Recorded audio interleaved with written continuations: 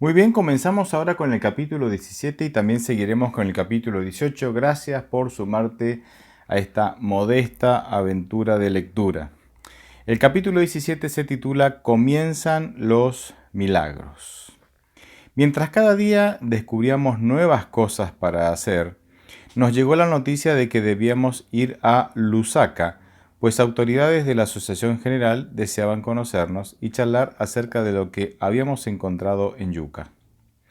Así que se intentó arreglar la vieja camioneta Land Rover para llevarnos a Mongú, unos 70 kilómetros, y de allí viajar los 650 kilómetros a Lusaka en colectivo.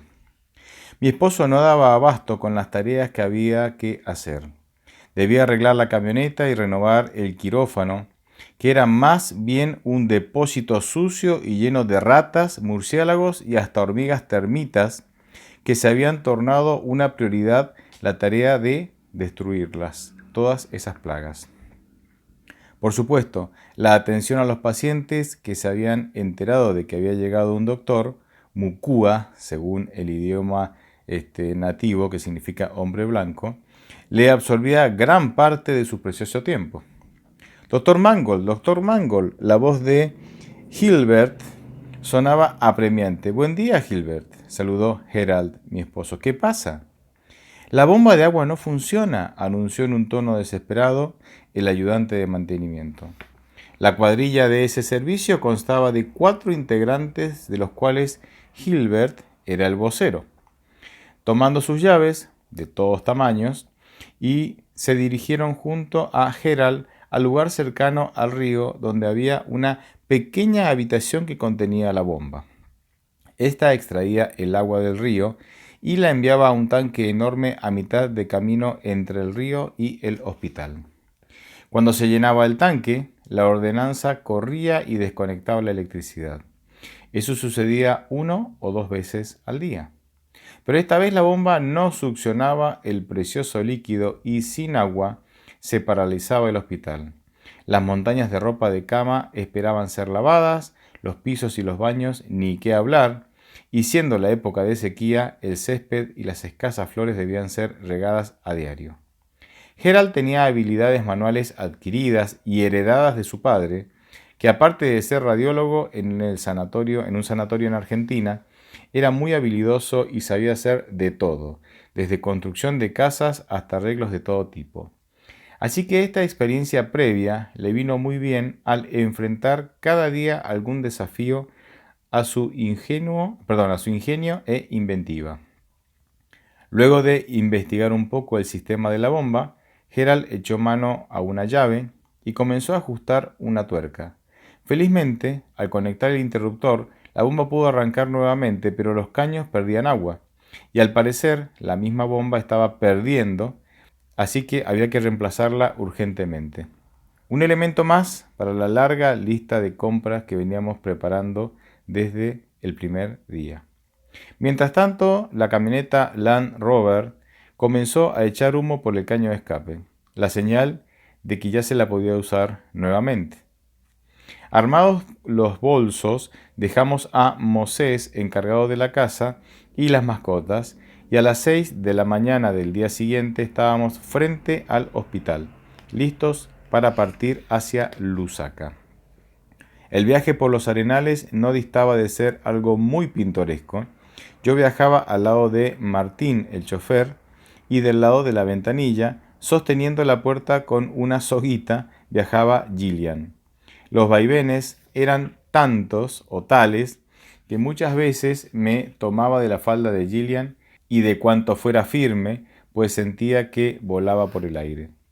En ciertos lugares los huellones eran enormes y la tracción de las 4 ruedas no dejaba de usarse. Después de más de 3 horas de viaje para hacer unos 70 kilómetros, llegamos a Mongú. Allí nos dejaron en un puesto de colectivo con los bolsos y la compañía de Gillian. La Land Rover se alejaba hacia el centro de Mongú, pues la gente de Yucca, que viajaba atrás de la camioneta, aprovechaba el viaje para hacer algunas compras para el hospital y también compras personales. Nos quedaba medio día para recorrer Mongú. Aquí la vida era más simple y todos se tomaban el tiempo para realizar sus actividades. No había tensión para nada. Conocimos varios lugares importantes aprovechando a Gillian como guía. También estaba Sofrite, una sucursal del supermercado de Lusaka y parte de una red sudafricana. Siempre los precios allí eran más convenientes y uno encontraba muchos artículos que hubieran llevado mucho tiempo conseguir en otra parte. Invitamos a Gillian a almorzar con nosotros y así quemamos el tiempo, entre comillas, mientras esperábamos que llegara el ómnibus. Finalmente nos encontramos viajando a través de los llanos del oeste de Zambia. Nos gustó este viaje porque vimos unos cuantos animales en el recorrido por el Parque Nacional Kafue. Sacamos fotos y en los puestos de parada pudimos ir al baño. Es indescriptible este lugar. Al parar el colectivo, toda la gente se apiñaba para entrar en un cuarto oscuro y al asomar mi nariz pude ver que era un baño general con canaletas donde las mujeres, todas en hilera, se agachaban para orinar mientras un enjambre de moscas surcaba el aire. Me di la vuelta y enfoqué la mirada hacia unos arbustos cercanos.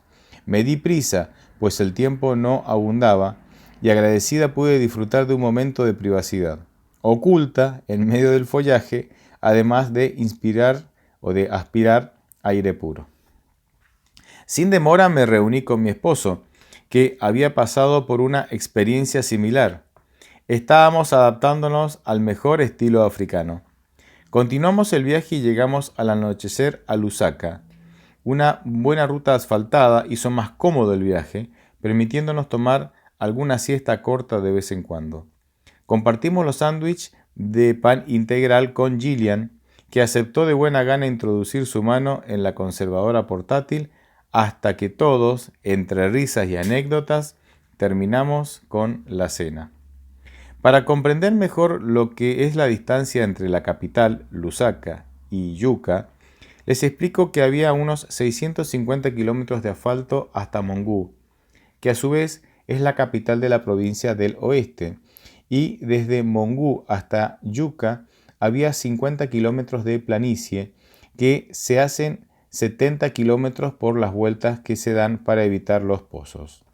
Es una especie de hondonada que al venir la época de lluvias se llena totalmente de agua y entonces se debe cruzar esta gran laguna en bote durante casi 8 meses al año, hasta que el agua se va secando y comienza la etapa de cruzarla en camioneta. Lusaka se veía con más luces esta vez, aun cuando hay lugares muy oscuros sin iluminación en las calles. Eso hace que la mayoría de los negocios cierren temprano a fin de economizar la electricidad. Paramos en la Unión, o sea, en las oficinas de la iglesia nuevamente, lugar bien conocido por nosotros, y al día siguiente nos encontramos todos en la clínica de ojos, lugar de reunión de los directivos de las instituciones médicas con las autoridades máximas de la Asociación General y del Hospital de Loma Linda en Estados Unidos. Nos dieron la bienvenida, nos presentamos y luego hablaron con nosotros sobre la necesidad del hospital en Yuka. Gerald habló mucho acerca del hospital, pero se había olvidado de nuestra casa. Mientras tanto, los Penikoku, nuestros amigos de habla hispana, nos invitaron a su casa, que estaba al lado de la clínica de ojos. Conociendo nuestra situación, Eustace tomó a Gerald del brazo y le dijo sin titubeos: «Doctor, hábleles ahora, pues es la única oportunidad que ustedes tienen para arreglar su casa». Aunque en tono bajito, le habló con un sentido de urgencia. Así Gerald presentó al director de salud de la Asociación General, al director de Loma Linda y a otras personas relacionadas con la administración las necesidades que teníamos de una casa para ponerla en condiciones. Ellos escucharon pacientemente y finalmente el doctor Hansik Said contestó: «Vamos a estudiar su caso. Denos algunas horas y le daremos una respuesta».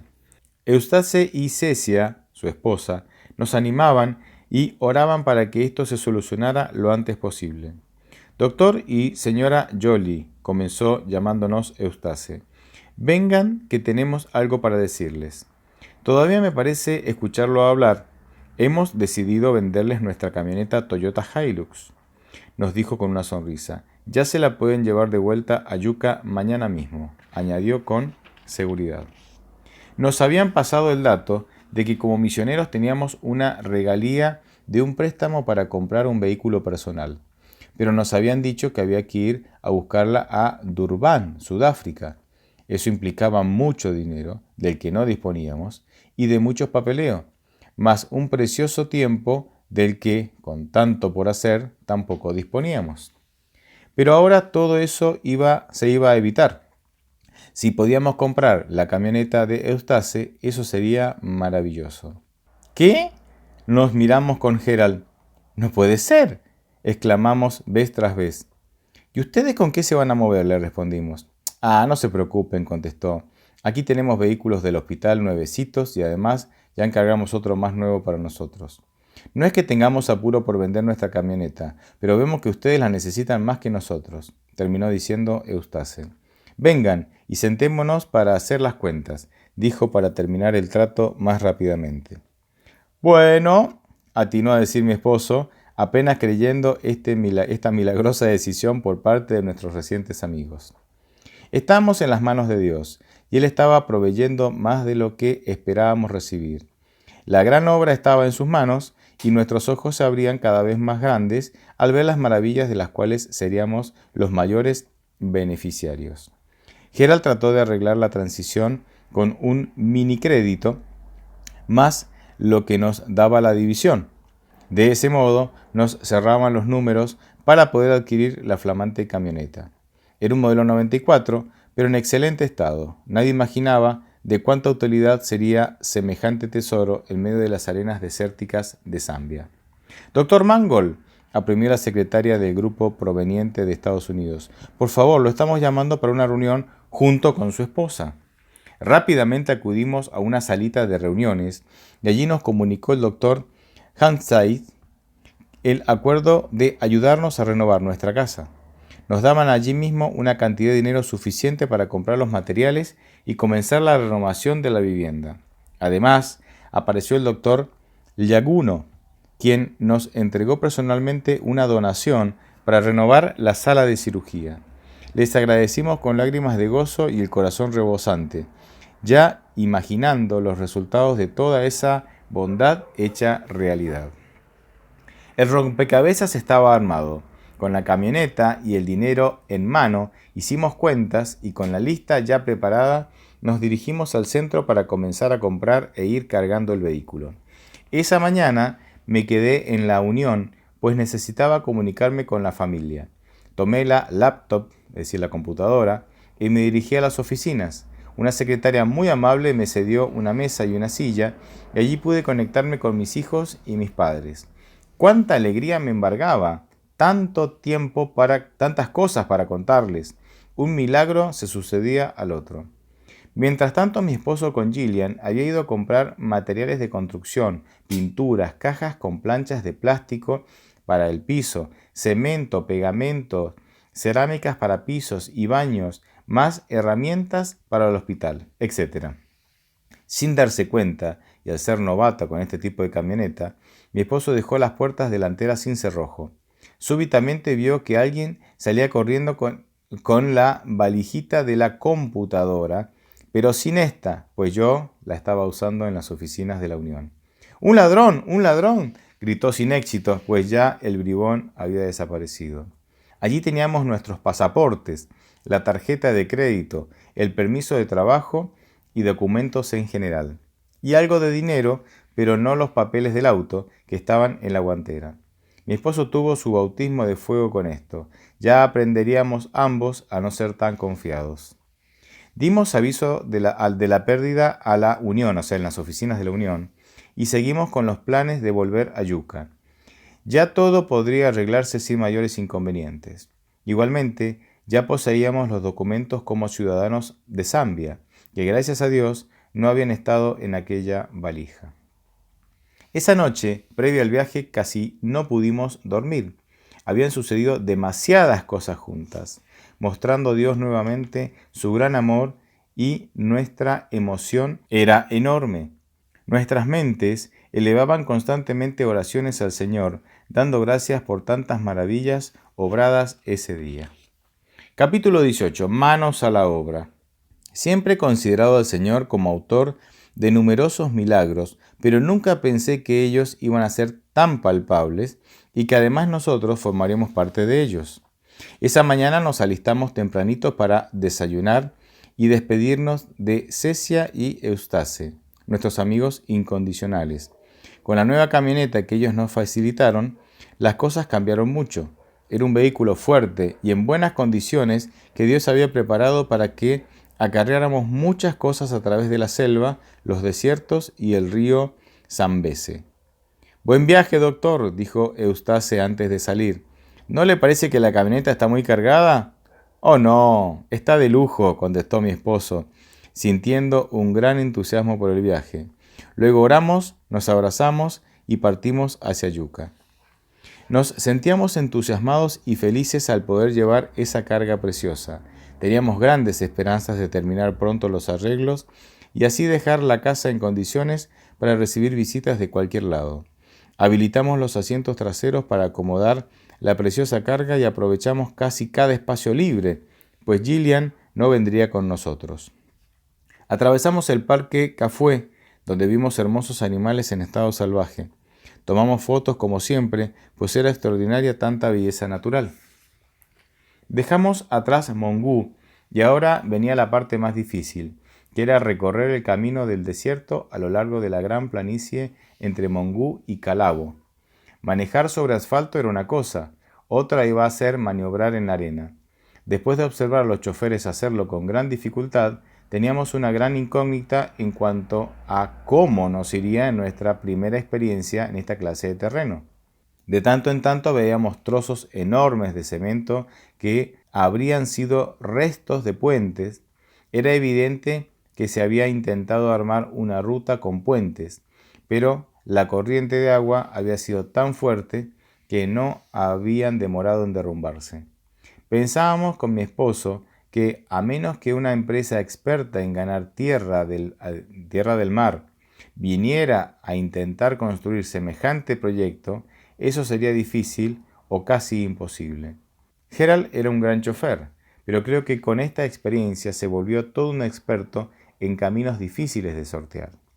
Llegamos con éxito al ferry o transbordador, cruzamos el río sin inconvenientes y fuimos de a poco conociendo los lugares donde tendríamos que pasar muchas veces para salir de aquel hospital remoto.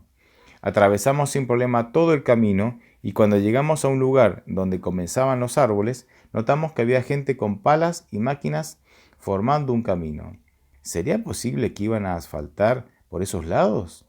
Al llegar a Calabo, la gente estaba alborotada. Sí, el asfalto era casi una realidad. Allí también habían máquinas de trabajo pesado. No lo podíamos creer. En ese lugar, asfalto. Otro de los grandes milagros de los cuales éramos testigos. En muy poco tiempo el acceso a Calabo estaba listo y la ruta que conectaba uno de esos lugares intransitables de la planicie también estaba completada. Creo que pasaron unos 3 meses hasta que los que estaban asfaltando el camino pudieran terminar esa ruta de unos 40 kilómetros de largo. Qué bendición sería para nosotros y todos aquellos que se animaban a visitar Calabo. Al llegar a casa, Pepa nos estaba esperando animada, moviendo su cola o su rabo con gran energía. La acariciamos largamente y luego nos dispusimos a descargar las cajas de cerámicas, pisos de plástico, canillas, cerraduras, pegamento, pintura, pinceles, etc. Hasta un inodoro y una bañera para instalar una nueva ducha y así poder tomar un baño sin inmersión, solo con dejar correr el agua proveniente del río. También en ese viaje hicimos una buena compra de vegetales y frutas que podíamos aprovechar antes que se descompusieran. Nuestra heladera era pequeña, pero haciendo un poco de lugar, cabían manzanas y naranjas y algunas uvas, lujo que nos regalábamos de vez en cuando, aunque costaran poco menos que una fortuna. Descansamos esa noche como angelitos después de una larga jornada colmada de bendiciones. Al día siguiente nos esperaba el trabajo en el hospital, como nuestra rutina normal. Pero puedo decirlo sin faltar a la verdad, cada día en África era una aventura. Y sí, en esas condiciones es realmente una aventura. No sé ustedes, pero el sacrificio de estas personas para ayudar a personas muy carenciadas y necesitadas siempre me resulta muy motivador. Vamos a terminar entonces agradeciendo a Dios con una oración y de esta manera también nos vamos a despedir. Señor, gracias por permitirnos sumarnos a esta aventura modesta de leer cómo otras personas deciden gastar su vida para beneficiar al prójimo y de esa manera, Señor, también hacer tu obra y presentarles el amor de Cristo. Ojalá nosotros tengamos el mismo espíritu, la misma intención, la misma actitud donde quiera que nos encontremos. Gracias por todo, te lo pido, te lo agradezco en el nombre de Jesús. Amén.